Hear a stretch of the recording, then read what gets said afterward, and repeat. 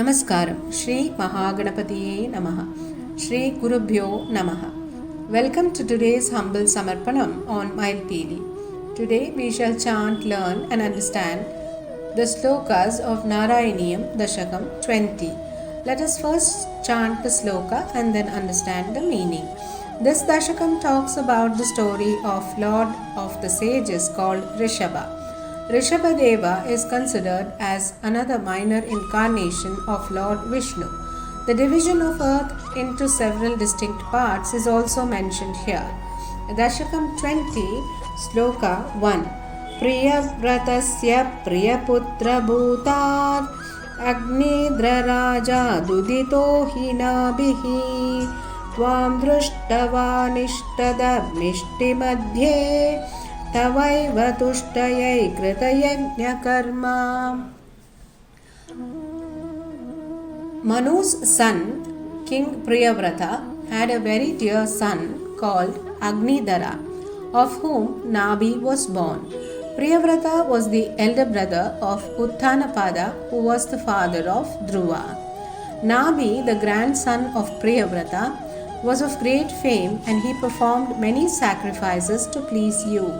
During one such sacrifice, he got a divine vision of you, who are the bestower of boons to devotees, is what Bhattadri tells to the Lord in this shloka.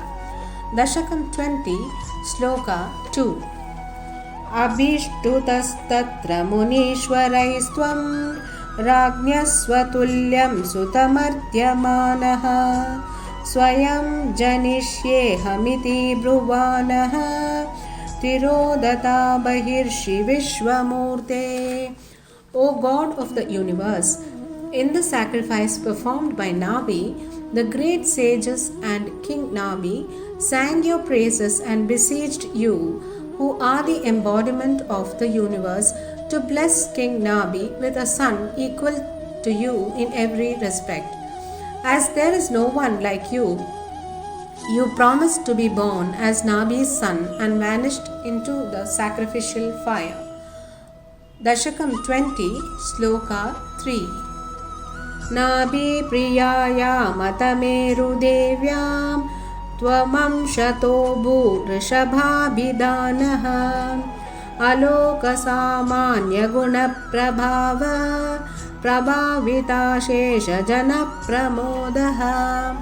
As per your promise, O Lord, you took birth as Nabi's son Rishaba to Nabi's beloved wife Meru Devi, bringing great joy to the people of the land with your sublime virtues and glory, which is extraordinary and not commonly seen in the world.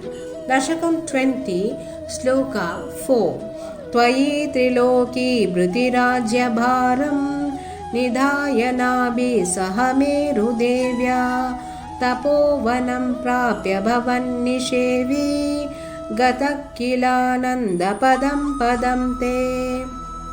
In this shloka, we understand that Nabi entrusted the responsibility of administration of his kingdom to his son Rishaba, who is the incarnation of the Supreme Lord, and both Nabi and his wife Meru Devi decide to lead an ascetic life and head to the forest to carry out penance. Both of them were very devout and worshipped the Lord with great dedication and attained his abode Vaikunta, the state of complete bliss.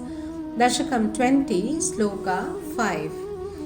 Indrastvadutkarsha kritadamarshad vavarshanaasmin najana bhavarshe yada tada tvam nijayoga shaktya Swavarshamenad Vyadada Suvarsham.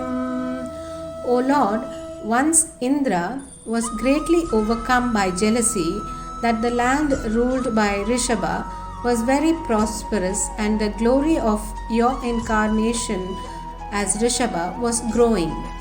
Owing to jealousy, Indra stopped rainfall in the land of Ajanaba, which was ruled by Rishaba.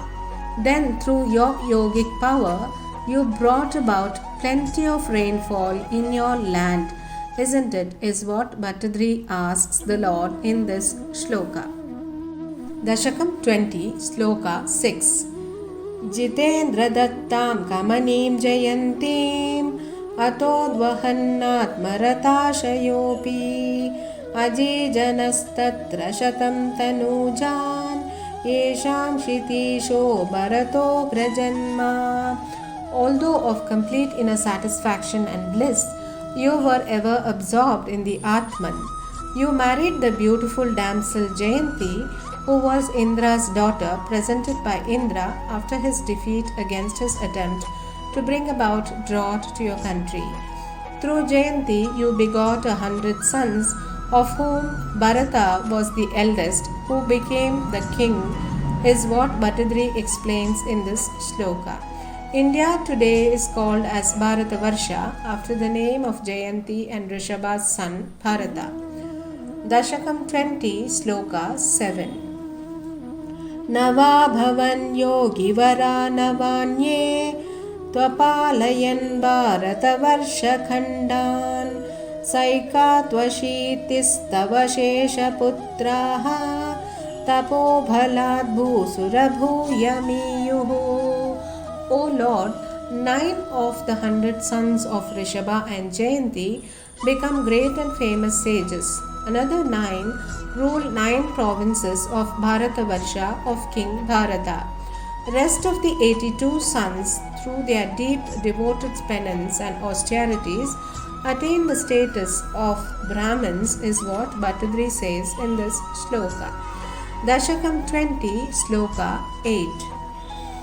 Uktva sutebhyota munindra madhye virakti bhaktyan vitamukti margam swayam gata paramahamsya vrittim adajadonmatta pishachacharyam.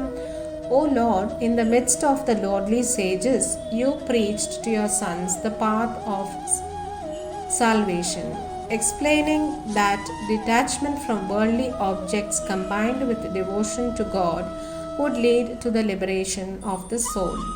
Renunciation combined with devotion is what leads to salvation. Then you embarked on the Paramahamsa path, which is an elevated state of sainthood.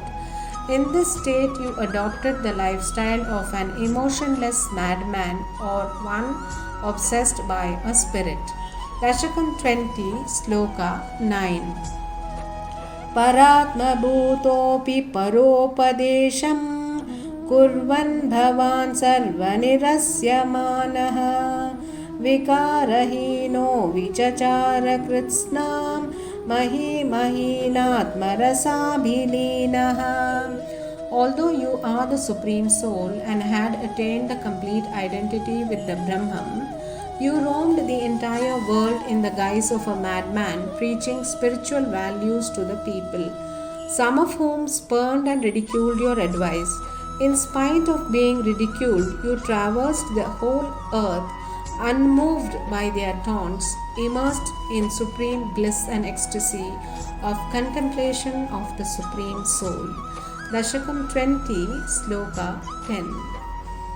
Shayuvratam go mrigakakacharyam chiram charannapyaparam swarupam davahrutanga kutakachaletvam tapan mama pakuruvatanata.